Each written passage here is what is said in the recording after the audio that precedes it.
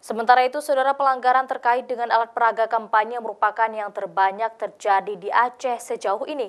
Menurut data dari Panwasli Provinsi Aceh, hingga saat ini 1.000 lebih laporan pelanggaran terkait APK diterima oleh panitia pengawas pemilihan tersebut. Banyaknya pelanggaran alat peraga kampanye di sejumlah daerah di Provinsi Aceh menyebabkan tim panitia pengawas pemilihan Provinsi Aceh dan kabupaten kota terus bekerja sama untuk menertibkan alat peraga kampanye yang melanggar.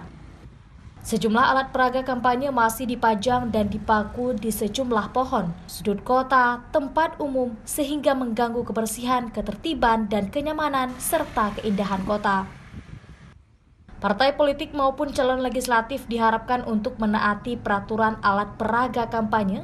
Selain itu, tim pemenangan pasangan calon maupun pendukung lainnya juga diharapkan untuk tidak melanggar aturan pemasangan APK tersebut.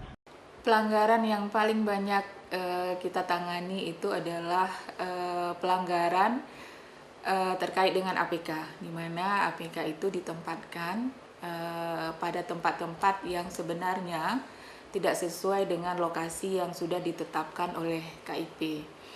Panitia Pengawas Pemilihan Provinsi Aceh sendiri terus melakukan sosialisasi kepada partai politik, baik lokal maupun nasional, supaya alat peraga kampanye yang dipasang tidak mengganggu kenyamanan bersama.